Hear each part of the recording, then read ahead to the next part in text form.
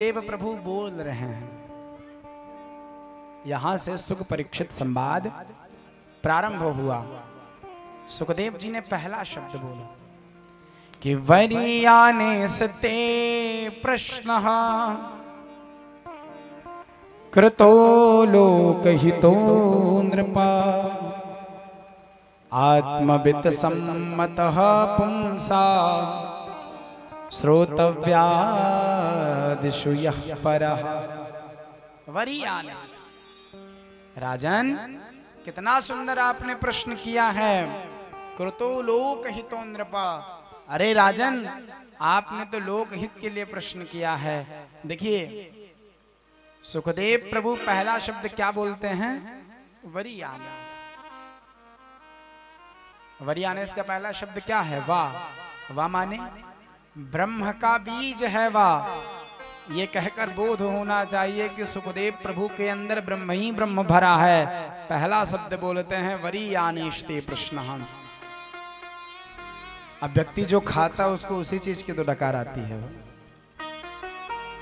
जो पापड़ खाता है उसको पापड़ की डकार आती है।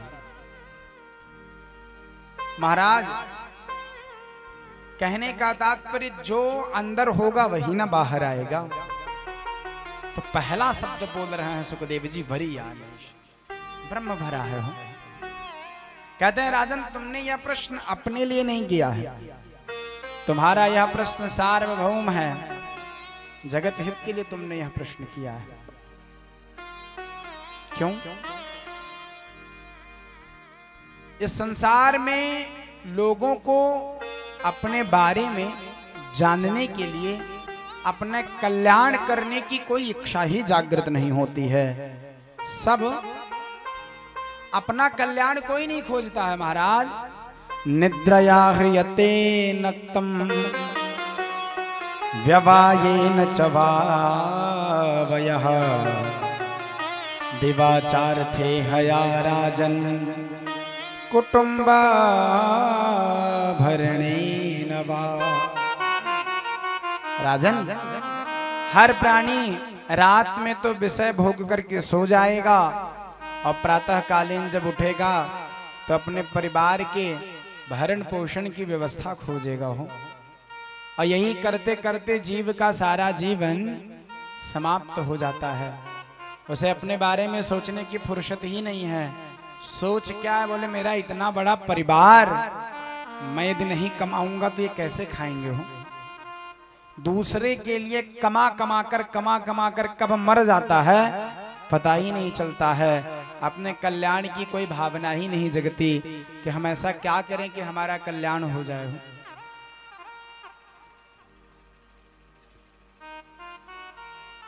तुमने पूछा है मरने वाले को क्या करना चाहिए, तो सुनो परीक्षित।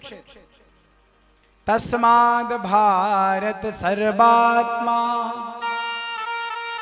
भगवानीश्वरो हरिः श्रोतव्यः कीर्तितव्यश्च स्मर्तव्यश्चेच्छता भयम्। सुखदेव प्रभु कहते हैं सुनो परीक्षित, मृत्यु से जो अभय चाहता है उसे सबसे पहले हमारी 3 बातों का अनुसरण करना चाहिए। कौन सी 3 बातें? सुखदेव प्रभु कहते हैं पहली श्रोतव्यः। पहले बोले भगवान की कथा को सुनो। यदि आप मृत्यु से अभय चाहते हो तो भगवान की कथा ही है जो मृत्यु के भय से आपको मुक्ति दिला सकती है। दूसरा कोई साधन नहीं। पद्म पुराण तो कहता है तस्माद् परम किंचिन मनः शुद्ध्यै न विद्यते। महाराज इसके अलावा दूसरा कोई साधन नहीं है जो आपके मन को शुद्ध करे, महाराज जो आपको मुक्ति प्रदान करे। केवल एक ही साधन है जो जन्म जन्मांतर बाद प्राप्त होता है। सबसे पहले बोले श्रोतव्य। जब जब भगवान ने भी कहीं पर उपदेश दिया है, चाहे वो भगवान हो चाहे वो भगवान के भक्त हो, जब जब भगवान की भक्ति की बात चलती है तो सबसे पहले भगवान की भक्ति में सुनना ही है। क्यों? बिना सुने यह मन भगवान की तरफ लगने वाला नहीं है। जब तक आप सुनेंगे नहीं तब तक मन भगवान की तरफ, बड़े ध्यान से समझिएगा। जैसे लोहा जानते हैं ना, लोहा को कोई कहे कि आप अपने हाथों से इसे मोड़ दो तो क्या संभव है? लोहे को कोई कहे कि आप इसे मोड़ दो तो क्या संभव है? लेकिन जब इसी लोहे को अग्नि में गर्म कर दिया जाता है तो गर्म करते ही उस लोहे में द्रवता आ जाती है, और जब द्रवता आ जाए तो हथौड़ा मारकर जिधर चाहो उधर मोड़ सकते हो। बिना गर्म किए लोहे को कोई मोड़ नहीं सकता है। उसी प्रकार यह मन हमारा इतना ढीठ है कि जल्दी भगवान की तरफ जाता ही नहीं है। लेकिन जब हम भगवान की कथा सुनते हैं तो इसमें द्रवता आ जाती है। अभी आप कथा सुन रहे हैं तो आपका हृदय भक्तिमय है, और जब आपका मन द्रवीभूत हो तो तुरंत बुद्धि रूपी हथौड़ा मारकर इसे भगवान की तरफ मोड़ दो। बिना सुने यह मुड़ने वाला नहीं है। तो सबसे पहले बोले श्रोतव्य, और दूसरी बोले कीर्तितव्यश्च, पहले सुनो फिर सुनाओ। देखिए, सुनने की बात प्रायः पहले की जाती है, कारण बोले सुनना सरल है, सुनाना कठिन है। सुनना बड़ा सरल है, हो सुनने वाला स्वतंत्र है, और भगवान की मधुर कथा को सुनकर भगवान में, भगवान की लीला को सुनकर भाव विभोर भी हो सकता है। महाराज, भगवान की कथा में यदि रोना आए तो श्रोता रो भी सकता है, भगवान की कथा में यदि हंसना आए तो श्रोता हंस भी सकता है। महाराज, जो श्रोता कथा सुनने का मन है तो बैठा है, कथा नहीं अच्छी लगी तो उठकर चला गया, तो स्वतंत्र है। लेकिन वक्ता स्वतंत्र नहीं है। महाराज, वक्ता का मन हो तो भी कथा कहना है, और ना मन हो तो भी कथा कहना ही है। तो सुनने वाला स्वतंत्र है, सुनाने वाला स्वतंत्र नहीं है। सुनाने वाला भगवान की कथा में ज्यादा भाव विभोर हो गया तो कंठ अवरुद्ध हो जाएगा, कथा आगे बढ़ ही नहीं पाएगी। इसलिए पहले बोले सुनो, और फिर बोले कीर्तितव्यश्च, फिर सुनाओ। अच्छा, इसका एक और कारण है, जिसने सुना होगा वही सुना सकता है, जिसने सुना ही नहीं है वो क्या सुनाएगा हो?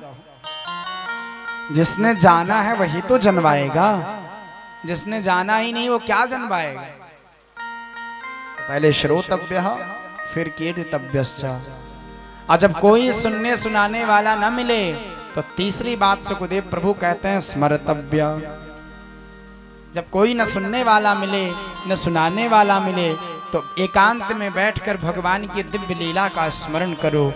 यदि मृत्यु से अभय चाहते हो तो मेरी इन 3 बातों को मान लो।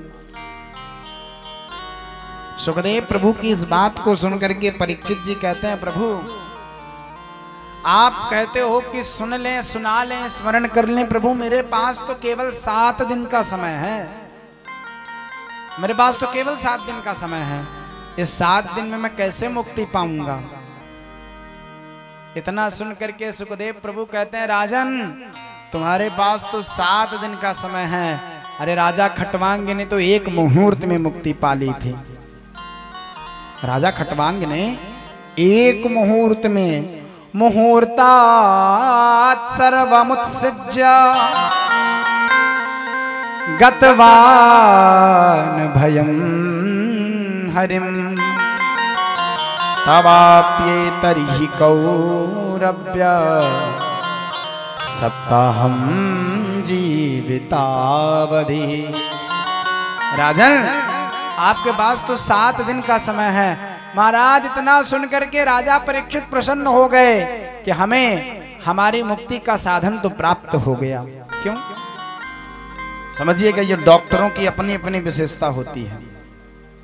डॉक्टरों की, अभी दोपहर में थोड़ा सा हमें बुखार आया तो मन इतना भयभीत था, तो डॉक्टर साहब कहते चिंता की कोई बात नहीं, तो कुछ ही देर में ठीक हो जाएगा। डॉक्टरों की अपनी अपनी विशेषता होती है। एक वो भी डॉक्टर होते हैं जो महाराज साधारण सर्दी खांसी को कोरोना बताकर निपटा देते थे, एक वो भी डॉक्टर होते थे जो कोरोना को साधारण सर्दी खांसी बचा करके बचा लेते थे। ये अपनी अपनी विशेषता है। तो सुखदेव प्रभु कहते हैं 7 दिन, अरे राजा खटवांग तो 1 मुहूर्त में पा गए, तुम्हारे पास तो 7 दिन का समय है। परीक्षित जी प्रसन्न हो गए, मेरी मुक्ति तो मिल गई मुझे। जीवन में यदि अच्छा गुरु हमें मिल गया तो महाराज फिर मुक्ति में कोई विलंब नहीं होता है, मुक्ति तो अपने आप प्राप्त हो जाती है। सुखदेव प्रभु की बात सुनकर परीक्षित जी प्रसन्न हो गए। प्रभु बताइए मुझे क्या करना है। सुखदेव प्रभु ने कहा तो सबसे पहले सुनो, सबसे पहले क्या करना है तो सुनो। सबसे पहले ये तुम्हें मुक्त होना है तो मेरी कुछ बातों का तुम्हें ध्यान रखना पड़ेगा। कौन सी बातों का? सुखदेव जी कहते हैं जितासनो जिता श्वासो जित संगो जितेन्द्रियः स्थूले भगवतो रूपे मनः संधारये धिया। राजन सबसे पहले जितासनो, सबसे पहले कथा सुनने के लिए आसन जीतो। क्यों? आसन नहीं जीते हो, पता चला 10 मिनट कथा सुने नहीं कि घुटने में दर्द होने लगा और उठकर चल दिए। तो सबसे पहले बोले आसन को जीतो। फिर जितासनो जित श्वासो, दिव्य प्राणायाम करके अपने श्वास को जीतो। जितासनो जित श्वासो जित संगो, महाराज संग को जीतो। जीवन में आप यदि भक्ति करते हैं तो संग बड़ा अनिवार्य है। आप किसका संग करते हैं इसका जीवन में हमारे बड़ा प्रभाव पड़ता है। आप यदि किसी भजनानंदी का संग करेंगे तो कुछ दिन में आप भी माला फेरना प्रारंभ कर देंगे। महाराज मदिरा पान करने वाले के बीच में बैठिए, बहुत दिन नहीं लगेगा, कुछ दिन में स्वाद वो आपको चखा ही देगा। पहलवानों के बीच में बैठो, कुछ दिन में पहलवानी अपने आप आ जाएगी। तो आप जीवन में जैसा संग करेंगे तदन अनुरूप आप हो जाएंगे। तो सुखदेव प्रभु कहते हैं कि जितासनो जित श्वासो जित संगो, संग जीतो। लेकिन महाराज विडंबना वो है कि आजकल कोई संतों का संग नहीं करता है, आजकल कोई ब्राह्मणों का संग नहीं करता है। महाराज ब्राह्मणों में तो स्वयं संग नहीं है। यदि आपने अपने संग को जीता है तो भगवान में मन लगना आपके लिए कोई बड़ी बात नहीं है। तो जितासनो जित श्वासो जित संगो जितेन्द्रियः, महाराज केवल आसन श्वास संग जीत लेने से काम नहीं चलेगा। सबसे बड़ी जो बात है उसे भी जीतना है। वो क्या है? बोले जितेन्द्रियः, अपनी इंद्रिय को जीतो। क्यों? पता चला हम कथा सुनने के लिए बैठे हैं, मेरी जिह्वा ने कहा कि कब तक कथा सुने, चलो बढ़िया शाम का समय हो गया है, गर्मा गर्म समोसा खाने का मन है। तो जिह्वा ने कहा तो तुरंत कथा का त्याग करके हम अपनी जिह्वा के स्वाद को पूरा करने के लिए चल दिए। जितेंद्रिय, अपने इंद्रिय को जीतो। पता चला कान ने कहा कि कथा तो हम बहुत देर से सुन रहे हैं, अब चलकर कुछ फिल्मी गाना सुने। महाराज कान कथा सुनना ही नहीं चाहता है। इंद्रिय को जीतना बड़ा अनिवार्य है। स्थूल रूप सूक्ष्म रूप की दिव्य विधि, भगवान के स्थूल रूप सूक्ष्म रूप के बारे में सुखदेव प्रभु ने बताया। तदोपरांत ध्यान की विधि बताई, सद्यो मुक्ति क्रम मुक्ति का मार्ग बतलाया। और अंत में सुखदेव प्रभु कहते हैं कि किस देवता किस कामना से किस देवता की आराधना करना है वो भी बताए। बड़े ध्यान से समझिएगा, किस कामना से किस देवता की आराधना को करना है सुखदेव प्रभु ये भी बताए। क्या करने से कौन से देवता प्रसन्न हो। यदि आपके मन में अन्न की कामना है तो आपको माता अदिति की आराधना करनी चाहिए, किसानों को माता अदिति की आराधना करनी चाहिए। महाराज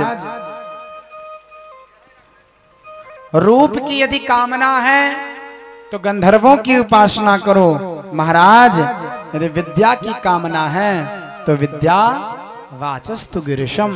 महाराज यदि विद्या की प्राप्ति करना है तो भगवान भोलेनाथ की आराधना करो। दाम्पत्य जीवन यदि सुखमय चाहते हो तो माता भवानी की आराधना करो। इतना ही नहीं महाराज, यदि आप कुछ नहीं चाहते हो फिर भी भगवान की आराधना तो आपको करनी ही पड़ेगी। होते हैं ना कुछ भक्त, उनके मन में कोई कामना ही नहीं होती है, निष्काम रहते हैं। तो सुखदेव प्रभु कहते हैं कामना हो तो जो चाहिए उन देवता की आराधना करो, और कामना ना हो फिर भी आराधना करो। क्यों?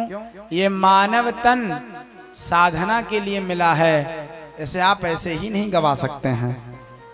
ये मनुष्य शरीर साधना के लिए मिला है, और इस मनुष्य शरीर को पा करके भी आपके अंदर यदि कोई कामना नहीं है फिर भी भजन करो। और यदि सभी कामना है, क्यों महाराज? हमें रूप भी चाहिए, हमें धन भी चाहिए, हमें पद भी चाहिए, हमें ज्ञान भी चाहिए, महाराज हमें तो मोक्ष भी चाहिए। अब सब पाने के लिए मैं एक एक करके तो देवताओं की आराधना कर नहीं सकता हूं, तो क्या करूं? सुखदेव प्रभु कहते हैं उसका भी उपाय है। अकामः सर्व कामो वा मोक्ष काम उदारधी तीव्रेण भक्ति योगेन यजेत पुरुषः परम। बड़े ध्यान से समझिएगा। अकामः, आपको यदि कोई कामना नहीं है, अथवा सर्व कामो बा, महाराज बहुत सारी कामनाएं हैं। अरे मोक्ष काम उदारधी हो, मोक्ष की यदि कामना है तो क्या करें? बोले तीव्रेण भक्ति योगेन यजेत पुरुषः परम। महाराज परम पुरुष भगवान नारायण की आराधना करो। नारायण की आराधना करने से रूप भी मिलेगा, महाराज ज्ञान भी मिलेगा, पद भी मिलेगा, प्रतिष्ठा भी प्राप्त होगी। जो आप चाहते हैं वह सब प्राप्त होगा। साधना तो आपको करनी ही पड़ेगी। बिना साधना यह मानव तन मुक्त होने वाला नहीं है। और जो इस मानव तन को पा करके भगवान का भजन नहीं करते, सुखदेव प्रभु 4 पशुओं की उपमा दे रहे हैं, बड़े ध्यान से समझिएगा। स्वविट्पराहोष्ट्र खरयेह संस्तुतः पुरुषः पशुः। जो मानव तन पा करके भगवान का भजन नहीं करता, बोले और पशु के समान है। कैसे पशु के समान है? बोले सबसे पहले किसकी उपमा दे रहे हैं? बोले श्वान की। श्वान माने कुत्ता। महाराज जो केवल और केवल धन की लालसा में महाराज ये भूल जा रहे हैं कि हम लड़ किससे रहे हैं। महाराज थोड़े से धन के लालच में, थोड़े से भूमि की लालच में हम अपने भाई से युद्ध करने के लिए तैयार हैं। महाराज हमें यही ज्ञान नहीं है कि हम जिससे लड़ रहे हैं वो मेरा भाई है। ऐसे जीवों को जब कुत्ता देखता है तो बड़ा प्रसन्न होता है कि तो हमारी कैटेगरी का है। वो जैसे हम भूल जाते हैं कि हम किसको देखकर भौंक रहे हैं, वैसे ये भी भूल जाता है। महाराज ये तो अपनी ही जाति वाले से लड़ता रहता है। ऐसे लोगों को देखकर कुत्ता बड़ा प्रसन्न होता है। स्वविट्पराह, विट्पराह माने ग्रामीण सुअर। ग्रामीण सुअर किसे देखकर प्रसन्न होता है? हो बोले जिसे कुछ ज्ञान ही नहीं है कि हमें क्या खाना चाहिए, कैसे खाना चाहिए, हम जो खा रहे हैं वो कहां से लाए हैं। महाराज कमाने के चक्कर में व्यक्ति ये भूल गया कि हम किसका गला काट कर ला रहे हैं। ऐसे व्यक्ति को देखकर वह सुअर कहता है जैसे हम बिना विचार किए कहीं पर भी मुंह डालकर कुछ खा लेते हैं, वैसे ये भी बिना विचार किए किसी को भी मारकर धन लाता है और उससे अपने परिवार का भरण पोषण करता है। ऐसे लोगों को देखकर सुअर बड़ा प्रसन्न होता है। ये तो हमारी तरह है। स्वविट्पराहोष्ट्र, उष्ट्र माने ऊंट। ऊंट किसे देखकर प्रसन्न होता है? महाराज थोड़ा सा पद मिल जाए, थोड़ा सा ज्ञान मिल जाए, थोड़ी सी प्रतिष्ठा मिल जाए, थोड़ा सा धन मिल जाए और उतने में ही किसी ब्राह्मण को, किसी संत को प्रणाम करने में उसे शर्म महसूस हो, महाराज उस अभिमान में आकर के वह अपने सर को ऊंचा करके चलता है। गर्वेण तुंग सिरहा, ऊंट कहता ये तो हमारी तरह है, जैसे मैं सर ऊंचा करके चलता हूं वैसे ये भी सर ऊंचा करके चल रहा है। हम में और इसमें कोई बहुत अंतर नहीं है। देखिए, जीवन में यदि भगवान ने आपको कुछ दिया है तो आप उसमें भगवान की कृपा को प्राप्त करके भगवान का शुक्रिया अदा करें, ना कि अभिमान करें। क्यों? क्योंकि भगवान को सब पसंद है, अभिमान भगवान को पसंद नहीं है। बड़े ध्यान से समझिएगा। गोपियों को जानते हैं? अरे वो गोपी जो पति सुतान वय भ्रातृ बांधवा, 10वें स्कंध में, वो गोपी जो अपने पति, भाई, बंधु बांधव सबका त्याग करके, संसार की समस्त गृहाशक्ति की लज्जा का त्याग करके, संत्यज्य सर्व विषयास्तव पादमूलम, महाराज सबका त्याग करके भगवान के चरणों में आ गई। उन्होंने पति त्याग दिया, भाई त्याग दिया, बंधु बांधव सबको त्याग दिए। ऐसी गोपी सबका त्याग करके भगवान के चरणों में आई। और उन गोपियों को भी थोड़ा सा सौभाग्य का मद जगा, थोड़ा सा सौभाग्य का अभिमान जगा तो भगवान छोड़कर चले गए हो। तो ऐसी भक्त गोपियों का जब भगवान को अभिमान पसंद नहीं आया तो फिर हम जैसे साधारण भक्त थोड़ी सी कथा कह लें, थोड़ी सी कथा सुन लें, थोड़ा सा महाराज 4 अगरबत्ती सुबह शाम जला लें और उतने में ही अपनी भक्ति का अभिमान लेकर बैठ जाएं कि हम इतने बड़े भक्त हैं, हम इतनी कथा सुनते हैं, हम इतना नाम जपते हैं। क्या ये अभिमान भगवान को पसंद होगा? कभी नहीं होगा। भगवान कहते हैं मुझे सब पसंद है लेकिन अभिमान नहीं पसंद है।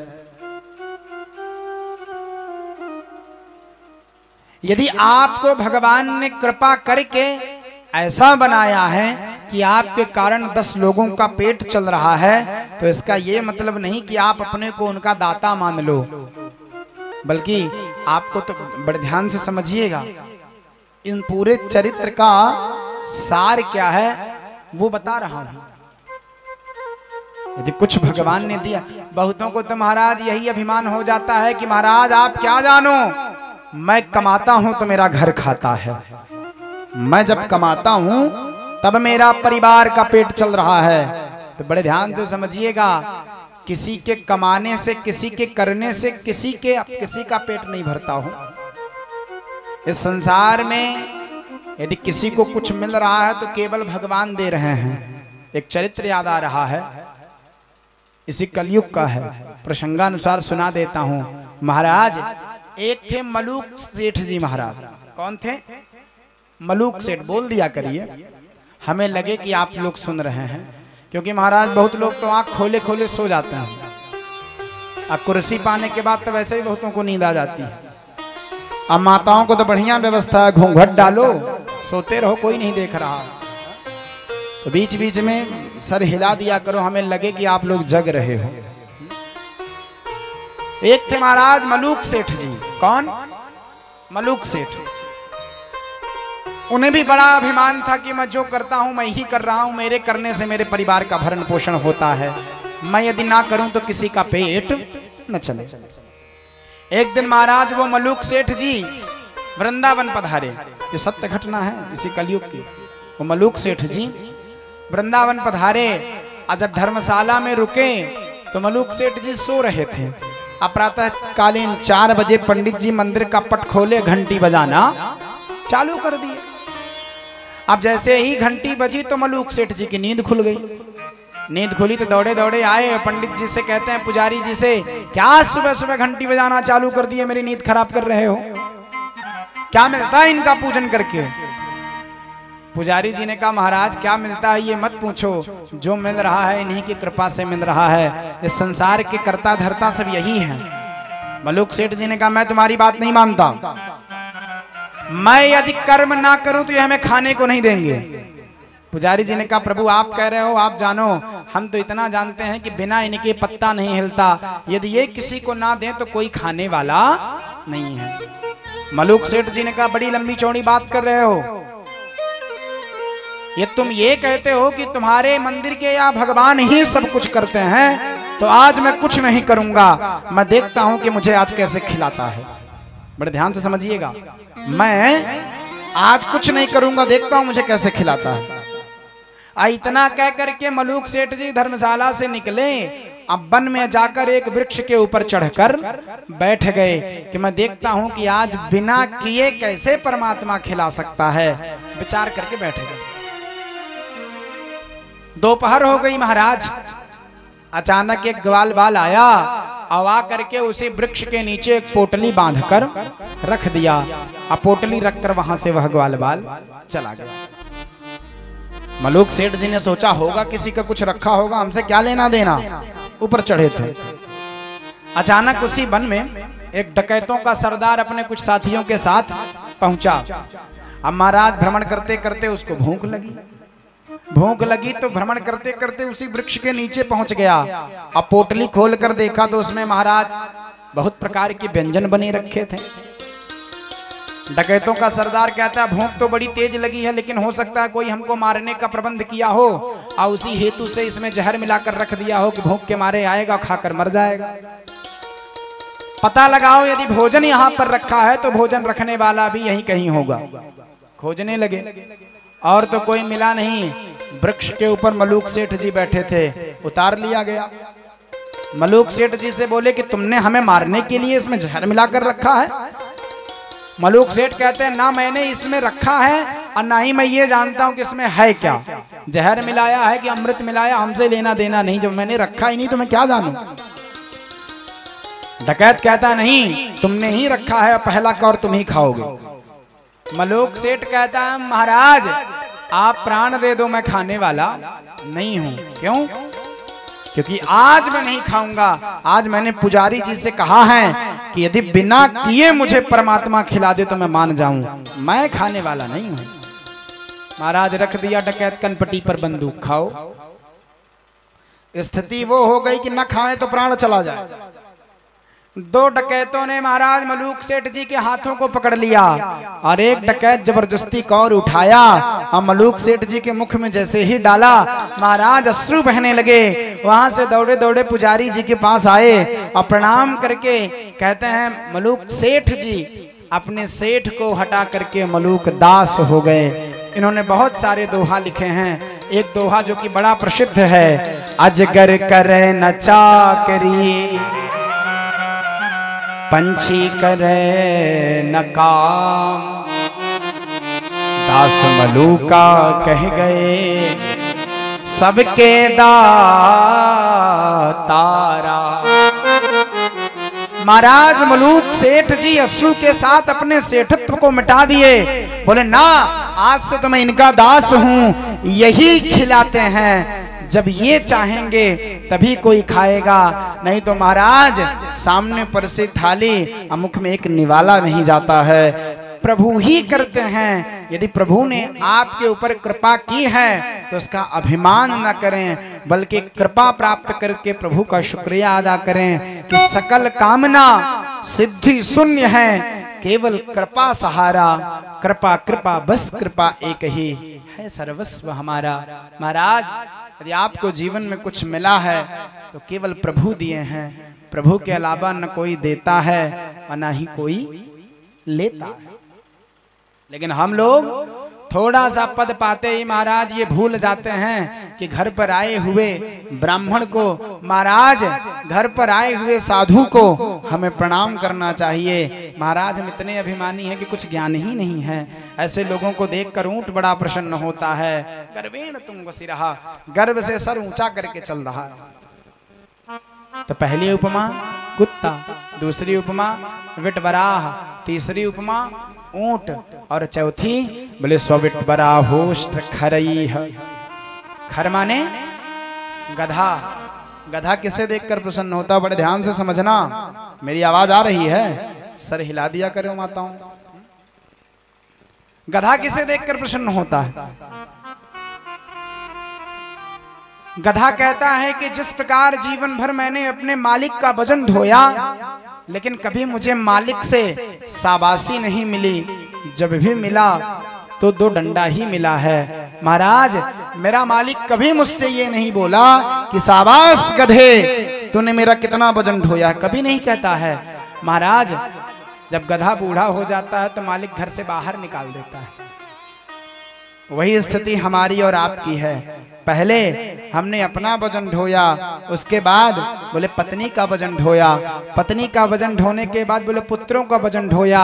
महाराज, पुत्रों का वजन ढोने के बाद भी हम रुके नहीं, नाती पोतों का वजन ढोने लगे। लेकिन आज तक किसी बेटे ने अपने बाप से ये नहीं कहा कि पिताजी आपने मेरे लिए ये किया है। जब भी कहता है तो यही कहता है आपने मेरे लिए किया क्या है। कथा कहता है ये भी हमारी कैटेगरी के हैं। कोई बेटा ये नहीं कहता अपने बाप से हो कि आपने मेरे लिए कुछ बनाया है, कहता है। अच्छा, गधे का एक और नाम है बैसाख नंदन। गधे का एक नाम है बैसाख नंदन, मतलब बोले गधा बैसाख में चरने के लिए निकलता है। अब चरने के लिए तो कुछ होता नहीं, 2-4 कूट चढ़ा, आज चरने के बाद 2-4-10 खेत पार कर गया। आज ऐसे ही सर उठाकर पीछे देखा, अरे राम राम, मैंने इतना चर लिया, जबकि चरा कुछ नहीं है, लेकिन उसे लगता है मैंने इतना चर लिया। वही स्थिति हमारी और आपकी भी है। हो, हमने कमाया कुछ नहीं है, लेकिन लगता है कि हमने बहुत कुछ कमा लिया। महाराज, 4 प्लॉट यहाँ डाल दिए, 4 प्लॉट वहां डाल दिए। महाराज, 3-4 घर सिमरिया में बन गया, 3-4 घर रीवा में बन गया। हमें लगता है हमने इतना कुछ कमा लिया, वास्तव में हमने कुछ कमाया नहीं है। क्यों? कमाते तो फिर साथ में लेकर जाते। यदि कमाते तो फिर साथ में, भाई हम वही ना कमाएंगे जो ले जा पाए, और जो हम ले ही नहीं जा पाएंगे वो क्या कमाए हो। ये मेरा नहीं है, यदि मेरा होता तो फिर मैं लेकर जाता। महाराज, कितनी भी अरबों की संपत्ति बना लो, जब प्राण छूटेगा तो एक सुई भी ले जाने का सामर्थ्य नहीं है, सब यहीं का यहीं धरा रह जाएगा। और आपको ये लगे कि नहीं, मेरे बनाने के बाद मेरे बेटे मेरा गुणगान करेंगे, तो मरने के बाद कोई गुणगान नहीं करता है। एक संत तो एक बड़ा प्यारा पद गाते थे, प्रसंगानुसार सुना दे रहा हूं। हम आगे बढ़ना भी चाहते हैं तो बढ़ ही नहीं पाते, अब कुछ आदत भी ऐसी है। महाराज, इस संसार में हमें लगता है हमने बहुत कुछ कमाया है। अरे हमारे इतने व्यवहारी हैं, हमारा तो 20 घर व्यवहार चलता है, हमें इसी चीज का अभिमान हो जाता है कि हमारे तो इतने लोग हैं। तो संत कहते हैं तुम्हारा कोई नहीं है। हो, साथी है मित्र गंग के जल बिंदु पान तक। तुम्हारे जो साथी हैं जानते हो कब तक हैं? जब तक मुख में गंगा जल और तुलसी नहीं पड़ा है। और जैसे ही मुख में गंगा जल पड़ा तो फिर कोई साथी नहीं है, सब साथ छोड़कर चल देते। साथी है मित्र गंग के जल बिंदु पान तक, पत्नी बढ़ेगी तो केवल मकान।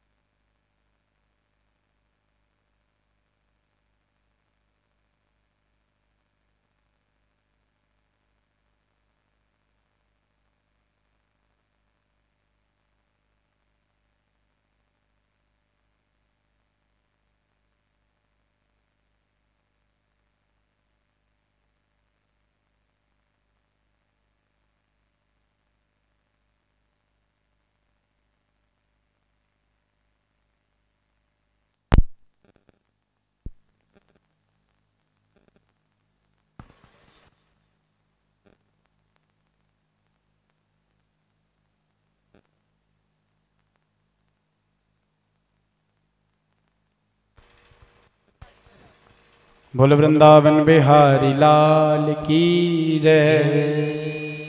साथी है मित्र गंग के जल बिंदु पान तक।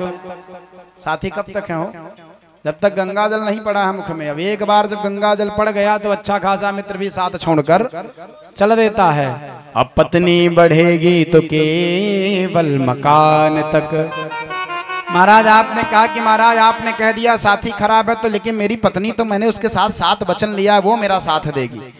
संत कहते हैं वो भी कहां तक साथ देगी हो? मकान तक। इसके आगे वो भी बढ़ने वाली, उसको तो वहां जाने तक का अधिकार नहीं है। महाराज तो फिर मेरा तो इतना बड़ा परिवार है, हम तो यहाँ 40-45 घर रहते हैं, इतना बड़ा परिवार है, हम जब चाहेंगे महाराज ट्रैक्टर भर कर आ जाएंगे। कहते हैं कि नहीं कहते? हम जब चाहेंगे तब आ जाएंगे। तो परिवार के सब लोग बढ़ेंगे तो केवल स्मशान तक, वो भी केवल शमशान तक साथ देंगे हो। महाराज आपने मेरे मित्रों को गलत कर दिया, मैंने मान लिया। पत्नी को गलत कहा, मैंने वो भी मान लिया। परिवार तो मान लीजिए सगे होते ही नहीं, तो मैंने वो भी मान लिया। मेरे बेटे को कुछ मत कहना, अरे मैंने उसके लिए इतना बनाया है। संत कहते हैं तूने बनाया है तो क्या हुआ? बेटा भी हक निभाएगा तो केवल अग्निदान तक। महाराज अग्निदान करने के बाद फिर बेटा भी बहुत साथ देने वाला, तेरही करके बेटा भी भूल जाता है। इसलिए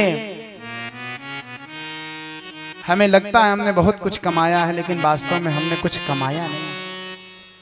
हमें ऐसा लगता है हमने बहुत कुछ पा लिया। बड़े ध्यान से समझिएगा, एक बार हृदय से विचार करके देखिएगा कि आपने वास्तव में क्या कमाया है।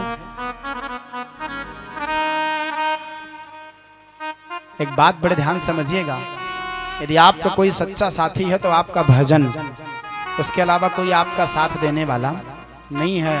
आपने यदि धर्म किया है, आपने यदि भजन किया है, तो वही आपका साथ देगा, बाकी कोई देने वाला नहीं है।